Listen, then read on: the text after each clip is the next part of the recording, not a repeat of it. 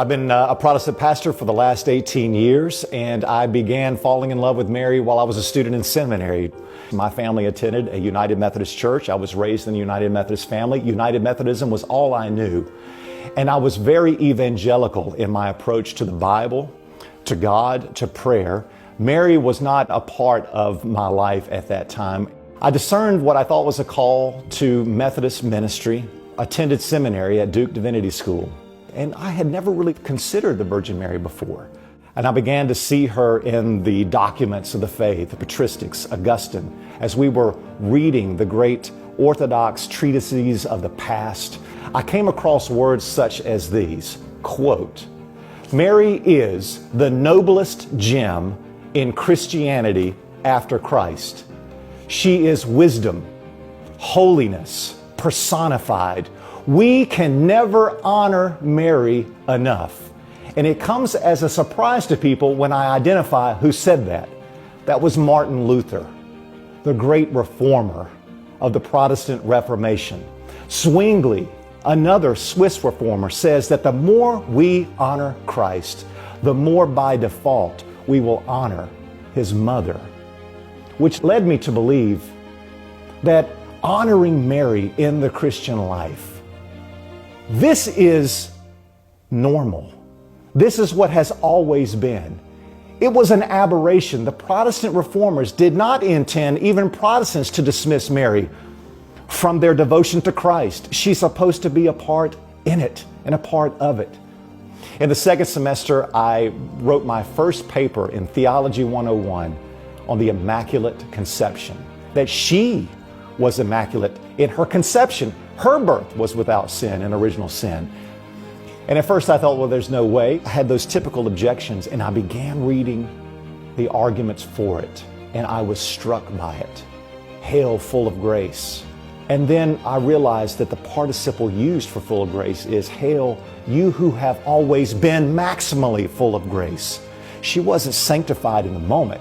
You can trace Mary's fullness of grace to the promise that God Himself gave in Genesis chapter 3. There will be hostility between the serpent and this woman. How could He have hostility toward this woman if she were one of His captives?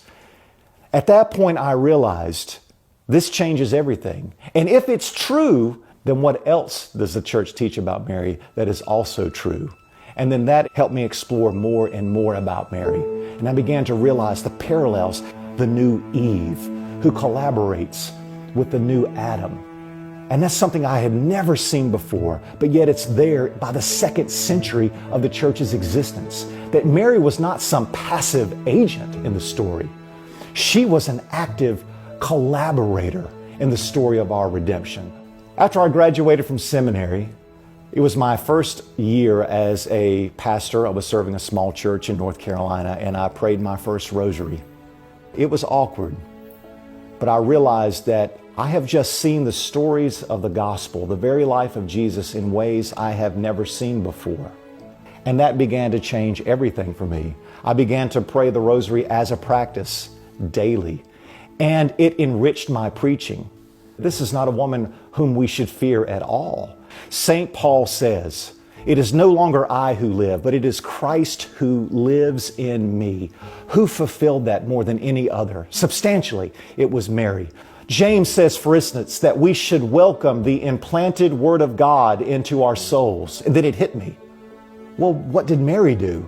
She welcomed the implanted Word, the Word of God Himself, into her life. Paul says that we should clothe ourselves with humility. Well, the Word that became flesh clothed Himself with the flesh of the Virgin Mary. And I began to see this everywhere, and I couldn't ignore it.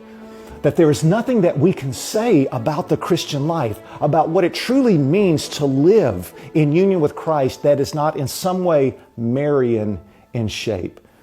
And so we have to take seriously the Jesus who says, "I am the way, the truth, and the life." Well, what was the way Jesus came to reach us? His way was through Mary.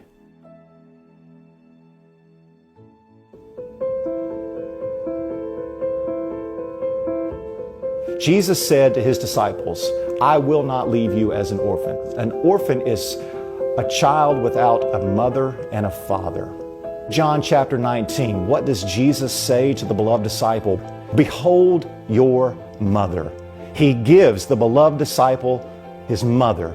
It is the will of Jesus. It is his very will to take Mary as our mother, just as we take God as our Father. We are going to be closer in union to Jesus than we could ever think possible. Soon after my consecration, I was still a Protestant pastor at the time, but my wife was changed. My children were changed. And my wife was called to be in union with Christ through the Catholic Church. And I followed soon thereafter. And it was because I believe Mary called me to a deeper union with Jesus in the Eucharist through the Catholic Church. She's changed my life. She will change yours. I was radically transformed. I began to see Jesus with a greater devotion, a greater love and tenderness. I was so enriched. And I realized that my love for Jesus could never exceed the love that Mary has for Jesus. And then I also realized that my love for Mary could never exceed Jesus' love for her. So what was I afraid of? And so I have made it my mission to help people share in the fullness of the life of Christ, learning how to love him the way Mary loves him. This is not to take away from Jesus. This is to draw us closer to him. The angel said to Saint Joseph, do not be afraid to take Mary into your home. It is my belief that Mary is now calling our Protestant brothers and sisters to herself. She does not want to leave us as orphaned. And I make an appeal to every Protestant watching this video. If you have any hesitation, if there's any reservation in you at all, reflect on those words of the angel. Do not be afraid to take Mary into your home. She will only enrich your experience of Jesus. She will only enrich your discipleship. She will only enrich your love of Christ. I love Mary because Jesus loved Mary, and I want to be more like Jesus Christ. This was a very powerful video, and I want to thank the patrons who made it possible. May God bless you and Our Lady protect you. If you're a Protestant and you're watching this and you're struggling internally, I'm going to include Shane's contact info in the description below. God bless you, God love you, and you can check out more videos right now.